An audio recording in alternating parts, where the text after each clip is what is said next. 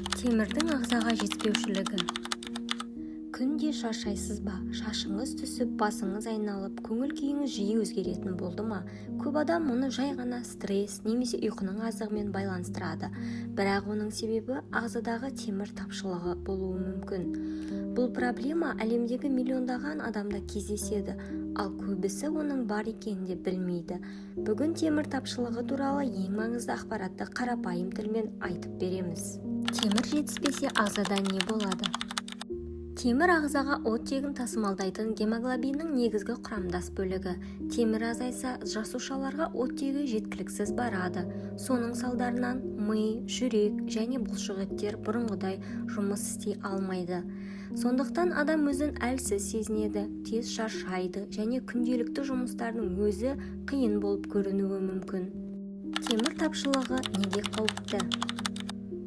Темір тапшылығы жай ғана шаршаумен шектелмейді. Ол иммунитеттің әлсіреуіне, есте сақтау қабілетінің төмендеуіне және еңбек өнімділігінің азаюына әсер етуі мүмкін. Жүкті әйелдерде ұрықтың дамуына қауіп төндіреді, ал балаларда өсу мен ми дамуына кері әсер етуі ықтимал. Сондықтан бұл мәселені елемеуге болмайды. Темір жетіспеушілігі туралы 7 қызықты факт. Бірінші факт: темір тапшылығы әлемде ең жиі кездесетін қоректік зат жетіспеушілігі.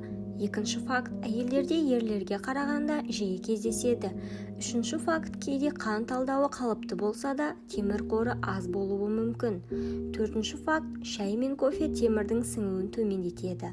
Бесінші факт: с дәрумені керісінше темірдің сіңуін жақсартады. Алтыншы факт: тек вегетариандар ғана емес, ет жейтін адамдарда да темір тапшылығы болуы мүмкін.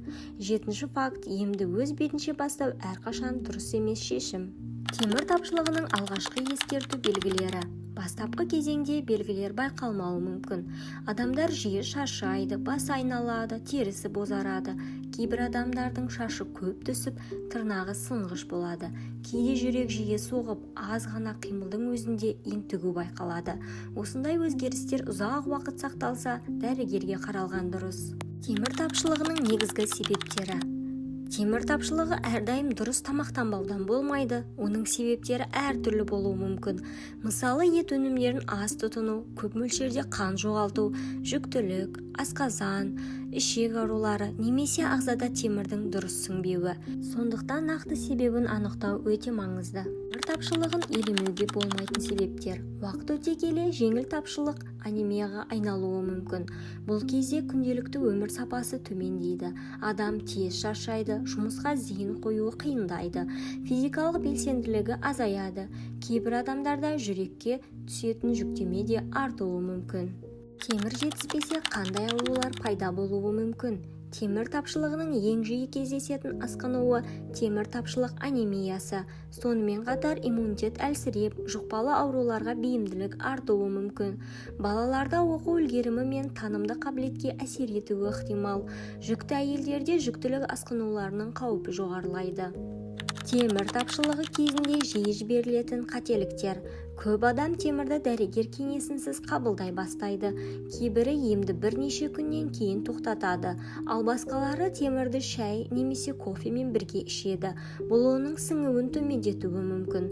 Тағы бір қателік: тек гемоглобинге қарап, ағзадағы темір қорын тексермеу. Темірді дұрыс қабылдау жолдары. Темір препараттарын тек дәрігердің кеңесімен қабылдаған дұрыс. Көп жағдайда оларды с дәруменімен бірге қабылдау темірдің сіңуін жақсартуы мүмкін. Ал шай, кофе және кальцийге бай өнімдерді темірмен бір уақытта қабылдамаған жөн. Емнің ұзақтығы адамның жағдайына байланысты анықталады.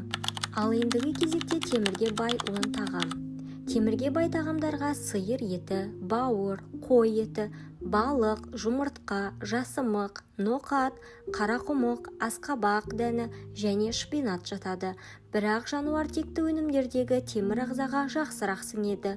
Ал өсімдік текті тағамдарды с дәруменіне бай көкөністермен немесе жемістермен бірге тұтынсаңыз, темірдің сіңуі жақсарады. Темір тапшылығы жиі кездесетін, бірақ дер кезінде анықталса түзетуге болатын жағдай.